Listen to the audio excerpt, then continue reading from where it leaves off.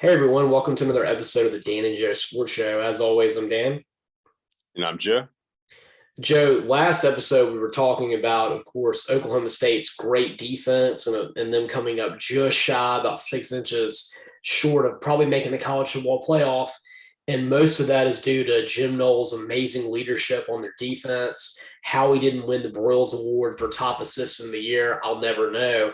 Well, he got rewarded by getting the Ohio State defensive coordinator job, which that's a big deal. Of course, it's going to be a stepping stone to greater things.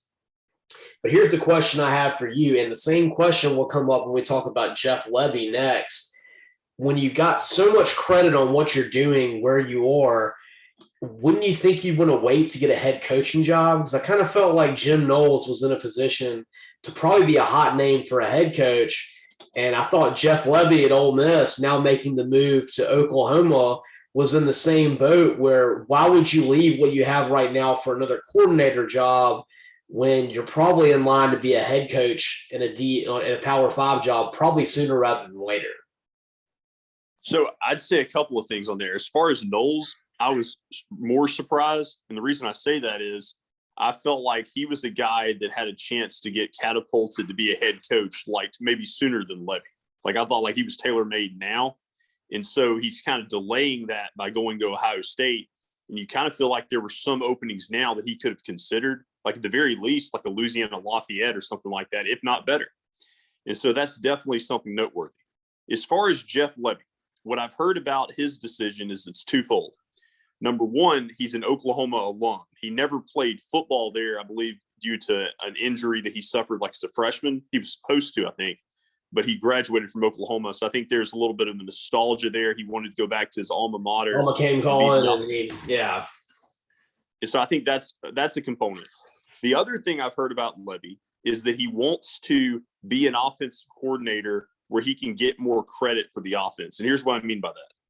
All season long, this was his offense. Like he installed the plays, he called the plays, but everybody focuses on Lane Kiffin, tossing the clipboard. Everybody kind of looks at it nationally is Lane Kiffin's offense. Jeff Lebby also, per Lane Kiffin's policies, doesn't really talk a lot to the media. It's more of Lane Kiffin being the one voice. And so my understanding is that Jeff Lebby wants to be in a situation at Oklahoma where he's under a defensive head coach and Brett Venables, and that gives Lebby the opportunity to be more of the person at the press conference that's going to speak on behalf of the offense. And he thinks that could give him better credibility to get, I think, some of these other head coaching jobs one day. Okay. Well, I guess that makes sense. I mean, to me, it seemed like a strange move from a place where he's killing it on offense right now. He's been mentioned as a guy who's probably going to be getting a head coaching job and then going to Oklahoma, which, yeah, they've had a lot of offensive talent, but they're also having a whole lot of talent leaving right now. And it kind of seems to me like Ole Miss is a little bit more stable now, having Lane Kiffin go into their third season. But I guess I can see what you're saying on that people do think of it as Lane's offense. They think more about him being the offensive guy. And obviously, if you go work for Brent Venables, who's been probably the best defensive coordinator in the nation consistently the last 15 years, then that makes sense that people will wholly see the offense as yours. Yeah, I even had somebody tell me the other day, kind of going off this point, somebody said when I talked about Jeff Lebby, the speculation that he was going to OU, they were like, why does OU even want him? Lane Kiffin calls the plays. And I was like, wait, no, that's not the case. But I think that's kind of the narrative nationally for a lot of people that don't follow the Ole Miss programs closely. But I also will say I don't think Lebby would have left for any other job. Like I think Oklahoma meant that much to him with this opportunity. Well, that's right, Joe. And let me ask you this. Nowadays, do you think that it's even worth hiring an offensive coordinator that doesn't call their own plays? Because you're seeing it less and less, the coaches that actually do call their own plays. And, obviously we just went through it at Auburn with Gus Malzahn calling the plays, getting away from calling the plays, getting back into it. And now I'm hearing a lot of rumors that Auburn is looking at hiring either Dell McGee, who is he's Georgia's running back coordinator right now. And he's played at Auburn back in the early 90s.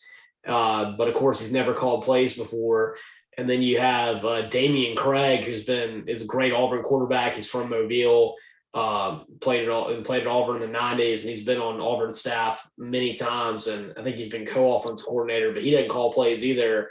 And then the other person that I heard mentioned was Kenny Dillingham. You're talking about retreads. He was Auburn's offensive coordinator, I think the last year that Gus was there. And then he never called plays because Gus was calling plays. And in my mind, I'm almost like, why would you even hire an offensive coordinator nowadays if he's not going to call the plays? Doesn't make sense to me. Well, for me, there are two different kinds of offensive coordinators. You have the OCs who are basically the placeholders, and they have the position by title only, and really all they specialize in is recruiting. And then you have the head coach that actually is an offensive mind and calls the plays. Then secondarily, you have somebody like a Jeff Levy, like I guess an O'Brien at Alabama, Sarkisian last year at Alabama, the offensive coordinator that's like all like hands-on, and they're calling the offense. Yeah, I mean, I get that, but in my mind, why don't you just pay him to be your recruiting coordinator? Because like when I was hearing Del McGee at Auburn, I think he'd be a great recruiter. I've heard nothing but how fantastic of a recruiter he is at Auburn, at Georgia right now. But in my mind, if that's the case, does that mean that Brian Harson's going to call plays? I'm just very confused by that. Well, I'll say this. I do think it takes a special coach to be a head coach and call the plays. Like, I think it can be very tough for just anybody to do that because of the added responsibility. I think so. I mean, like I said, I saw it for 8 years at Auburn with Gus, and I felt like it took away from his ability to be a head coach. Mm-hmm. Right. Both ways, when he was calling the plays and when he wasn't. So I feel like if you can stay away from that as much as possible, you're generally a better coach. Mm-hmm. Yeah.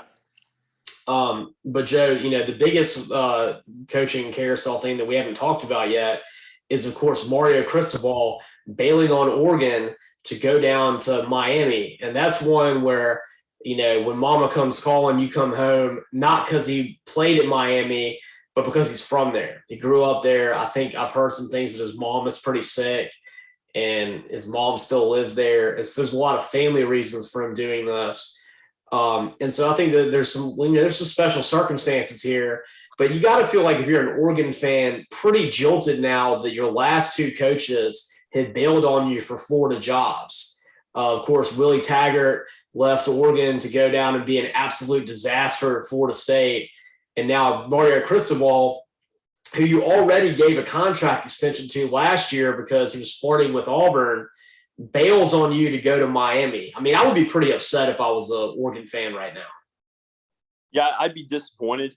I'd also be disappointed if I was Manny Diaz because he was kind of played in this whole situation. They were just kind of keeping him there as the head coach, kind of trying to see if they could get something better. And if they couldn't get Cristobal, they were just going to keep Diaz, I think, as the head coach.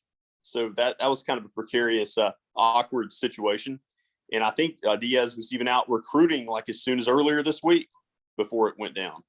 And so I think that Miami was always interested in Cristobal, but I think he was just insistent on not taking the job until the Pac-12 championship game was over. I don't think he wanted the distraction, wanted to do that. But, the way the game went down, he wasn't that focused anyway, apparently, against Utah. So regardless, though, we'll see where Oregon goes from here. Chip Kelly, I think you mentioned, isn't that one of their top targets? Yeah, I've heard that he's the top target right now, which is just funny to me that you might have a retread with Kelly going back to Oregon after now was probably about 7 or 8 years since he's been there when he bailed to go to the NFL and start coaching the Eagles. And I guess, one thing, if you're Oregon and you get Chip Kelly back, he left you for an NFL job and he wanted to experience that. It wasn't the same as you're seeing someone going from Oregon, which right now is a much better program than Miami is, and taking what could be seen as a downgrade of a job. When Oregon right now is, I would argue it's a top 10, maybe even a top 5 job when you think about the facilities they have, when you talk about the competition that they play. And meanwhile, Miami is a program that, yes, they have I think it's 5 national championships. And of course, they've had, the run in the 80s, the early 90s, then the run in the late 90s and early 2000s where they were the program. That was the U.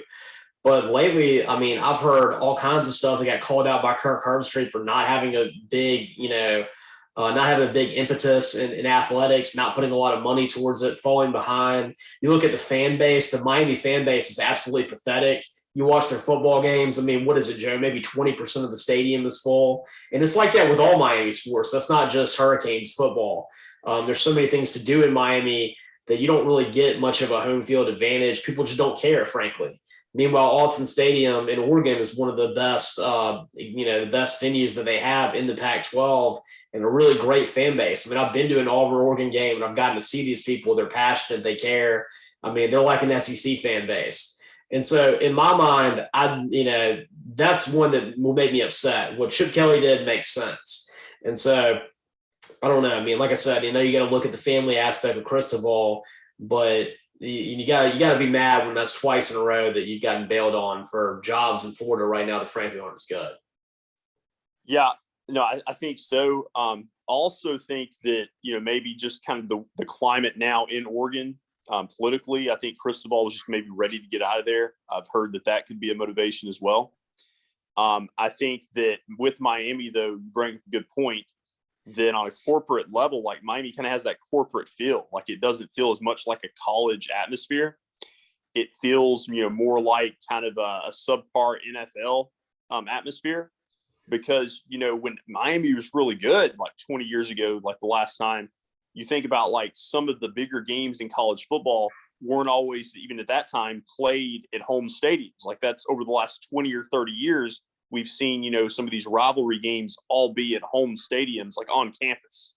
And I think that's something that's hurt Miami is they don't have that on-campus feel. And so they can't compete with that, with, the great Iron Bowls and like you talk about Oregon State rivalries. Like it's just not the same feel. Right, they're playing at the Dolphin Stadium, and it just doesn't exactly get the same, mojo out there. And Joe, I wanted to ask as well, if you're Oregon though, if you're Miami, is Cristobal really a great coach? We know that he's a great recruiter. I mean, we've seen that at Oregon. He's consistently brought in top 5 classes. But when you think about it, isn't Cristobal kind of the poor man's Kirby Smart? He recruits really well. He builds programs pretty good, but he always loses the big game and generally gets destroyed in the big game. And his in-game coaching, I mean, I saw it in person at the Auburn-Oregon game in 2019, is pretty pathetic. Yeah, I mean, I would say that it's not the best hire in the book, but it's probably the best Miami could do. Yeah. And so I can't, fault them for targeting him. I think that it's definitely an upgrade for them. I still have skepticism about whether anybody can get Miami going in this day and age, but I think I'd give him as good of a chance as anybody they could target. But going back to the Oregon job, this is what's going to be fascinating. If Chip Kelly were to take that job, we're going to see another one of these dominoes fall where yet again you potentially have a Power 5 coach leaving a Power 5 program to go to another Power 5 school. Suddenly that opens up UCLA. Who's going to take that job? And I'm just going to go ahead and say it. I know Lane Kiffin signed an extension. Do not completely rule him out for the UCLA job if there's an opening. Come on, Joe. I don't see that. I mean, absolutely, man. Absolutely. Lane Kiffin is intrigued by going to a place like UCLA. I've heard reports that Miami would have been very interested in him if Cristobal had not taken the job. He was actually their second choice. And I think UCLA would be in a similar situation. I think he would absolutely be one of the candidates for the job. I mean, you don't think that he used the Miami job to get more money? That's exactly what I think it is. I mean, as soon as I saw that Miami was going to fire Diaz and they were hiring Cristobal, in my mind, that's how Lane Kiffin was able to get all the money at Ole Miss, is because he kept telling him he was going to take that job, and then he got that contract ratcheted up. And meanwhile, have you seen that contract? It's got something like he gets $100,000 for every SEC win. I mean, it is a very, very good contract. They're not going to pay him like that at UCLA. They have an even lesser, I guess like the cover, the way they do things at UCLA athletics, they don't pay their coaches that well. They're good at most things, but they're not going to sit out there and pay a coach $9 million a year to be a coach out there. I just don't see it. Well, I'll say this. I'll say a couple of things in response. I would say first and foremost, there was a big buyout with Cristobal, and Miami took care of that.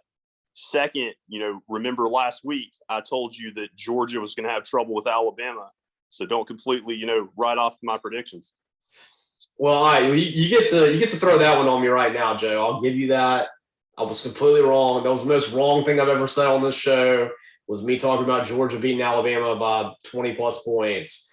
So I'll give you that one, but I don't buy that one. That's all I'm going to say. I don't want it to happen.